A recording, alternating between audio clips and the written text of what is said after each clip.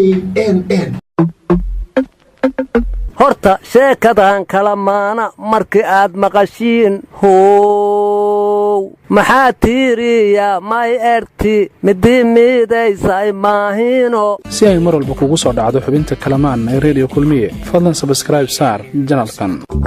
aryaadaha maanta raadiyo kulmiye iyo kooxdi kalamaan waxaa soo booqday gudoomiyihii hore gobolka banaadir sheekh yuusuf xuseen jimcaale madaali wadiyahoy lama golle reer xamad waxay kuma maahan qabtidiiqu haysma laga qaadi karo maxaa qabtaa qalbigay u doon tahay waana soo booqdi maxaa qabtiinas niyidi humaan miyaakaas waa sidaad u sheegtay raadiyo kulmiye iyo bahda kalamaan oo ku wacyi gelihayay inay dadaalkooda sii lama laabaan waa tiina hore loo yiri hadoo qaaraba waa qaaba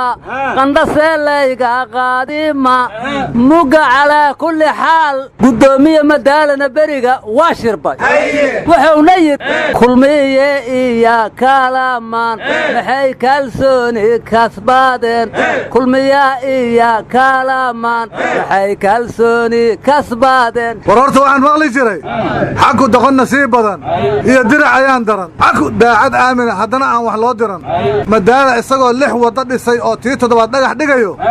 ayaa dhegta loogu sheegay in xilka laga qaaday war asagaa qaldanaay markuu wadooyinkoo dhan dhisayo madaxda ka dambaysa maxay qabanaysaa war yamaygo wadaan haanka dambeeyaan madalata meeli usnada miya iska masawirayaan may war anu gudoomiyaha waxaan oran lahaa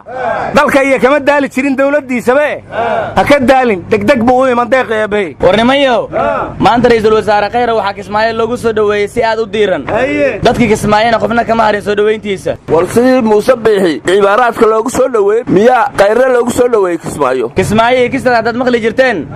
magacii waa laga bedelo Kismaayo kaafisa loo bixiyay war hadda ra'iisul wasaare kistiisa ma ka tagay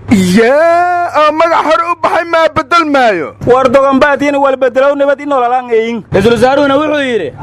Kismaayo waa kaafiso dadka ku dhaqanna waa dad nabad jecel war ra'iisul wasaaruhu Kismaayo markuu ka soo laabto bu'aala ma soo maraya war hadda ka hor gudoomiye Cabdi Caash wuxuu yiri Axmed Madow waa ninka madaxda maamul goboleedyada uu madax adag marka waxaan la yaabanahay khayr sidoo Axmed Madow nabadiina hol ugu dhigay war wal mooshiidin maaha ya deerti oo la lahay khayr ku arag farmaajin ka shibaadoy aryaadaha heesa waxay ahayd halla yaabin waayaha iyo wixii yimaadaba haddii Axmed Madow la qayreeyay xafna ma la farmaajeeyo war xafdu samaraabu ku soo laabto galkacyo waa ka yimid wuxuuna yiri doorashada carrada lala wareegayo ma aqbali doono aniga iyo ahlu sunnana dastuur cusub baan samaysanay kii hore galmudugna waa nasaqnay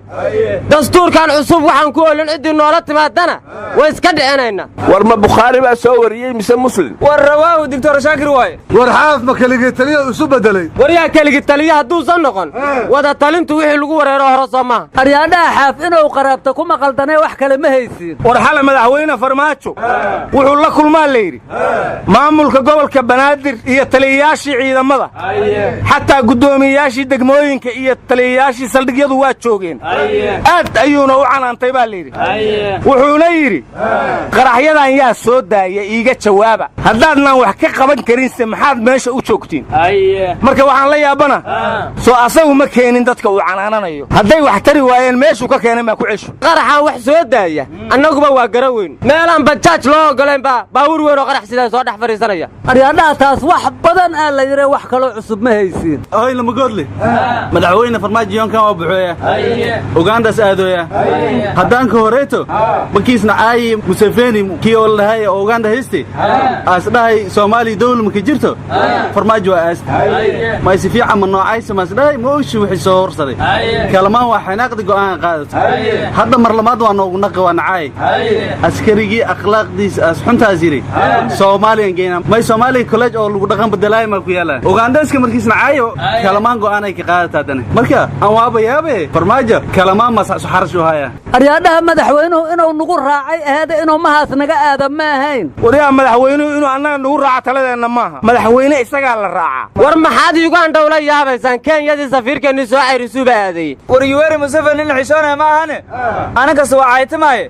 madaxweynuhu maamaanka safar u gala war diyaaradii Ethiopia Soomaali badan ayaa ku dhimatay la yiri hal wiil Cabdishakuur Maxamed Shihaad la yiraahdo ayaa baasaboor Soomaali wata la yiri laakiin 10 kale oo Soomaali ah baasaboor kale wadamo kale wata ku jireena sameeyaa la yidhi war diyaaraddan waxay isku nuuc ahaayeen diyaarad hore uga burburtay Indonesia waxaana sameeyaa la yidhi diyaaraddan Maraykanka magaceedan waxaa la yidhaahdaa Boeing 737 ununkuna Boeingtaas waa mamnuucaynaa mug dambana Maraykanka ka soo gadamayno war adigu bini'aadanka diyaaradaha le ka mid maahide maxaa isugu daraysaa war dagonka kanow Soomaali Airlines madaxtooyo korjeeya limooshiida rinjilay ka dhiman bas war madaxweyne farmaajo diyaaraddaanu markay dhacday degdeg buu Itoobiya tacsi ugu diray madaxyadii xamar ka dhacayna 3 maalmood baa laga sugaya tacsida marka waxaan leeyahay tacsiyada Itoobiyaba waad la degdegaysaaye maxaad shacabkii Soomaaliyeed uga soo daahday intaasaan ku soo koobaya ayaanan sii badin wariya geerilan langorlaan iyo inay gaaljaro ka faylati leeymi leegneeda nabee Soomaaliya ayaanta waa iska hoogtay maxaa loo hoogin dardiirkiiba waa fiigi ii sagaaradii naga shibda adiguna weliga had meel xun nala aadaahay ayaantan kufsi fool xunaa yimidaan la yidhi oo Cabdulla ma kufsi qurxoon baa jira iga shibda wuxuu waa kala roon yihiin tii ugu dareed oo ugu xumeed shalayay beledweyne ka dhacdayaa la yidhi macallin dugsiya ardadi kala dira aasow hal gabar yiri looxa waa ka bixi weysee soo her adigu oo quraan dhigood ka bartaana ehey nabe ka kadibna gabartii oo kufsadaa la yidhi aasow ka kor madoobaada aasay gabarta eedoo ooyayso dhiiggu ka qubahayay gurigoori tagtay xaa kugu dhaca muggi la yidhina macallinkiyaa yeelay tiri lama heegin arkaasoo kale macallin lama yidhaahdee muhdi aa la yidhaha war waxaa ka sii daran gabadhu 9 jir ahayd baa la yidhi kadibna macallinkii markii ciidanka ammaanku soo aadeen beekaa imuu la soo baxaa la yidhi oo dugsiga dhexdiisa hubugu kaydsanaayaa la yidhi yaa taasu macsi hubaysan ahaahe taasu kollay kama sokeeye falkaas Daacish iyo shabaab taa sheegatay war waxa xali kaaraan ka dhacay ka yaabadna waxa la qabtay nin sidii dumarku u libistay wuxuu wataa la yiri gorgoradii goonadii xijaabki saakadii macallin sharaf oo u xirnaa waxa ka sii darneed markii rajabeetada laga furay waxa suuf laga soo saaray waraana saab beenta masuufa laga sameeyaa xataa bambeelmana wax la gashadahay ninka xaawaalay warniyo war ma haysaane gudoomiyaha gobolka Banaadir ee Yariisow wuxuu yiri xaruntii ciidanka badda ilaa heebta liido hal la baneeyo safaaradaha ku dalxiis iyo caalamka oo dhan marka Soomaaliland israafka way qaadatay safaarad ma laga siinaya anu waxaan idin leeyahay lillaahida inda beeshay runta aaminka weyday beenta aan ogolaanay danaysiga adimaystay arxakan ka fogaanay dhaqan maahan islaame ilaahow nabadbaadi ma ninka indhashareerka wataad aragtay wax ka daranaa jira arro waranu waxaan leeyahay madaxnimo macnay leedahay iyo libiya maamuus muraad gaar ah iyo been haddaan lagula meeraysan mulki aan dhammaan iyo danbaa laga macaashaa dib baa loo majeertaa ninkaan maasuqayn jirin mahatiirba maleeshiya hadday soo marceliyeen war idinku malmaluuq iska daayaniyow wariya gowdhan midnimada Soomaaliya nafta ogolaa adinii teegana aryaa midnimadiisana ma rabna horta Muqdisho nabad ha laga dhigo wariya midnimo iyo nabadba waa la rabaa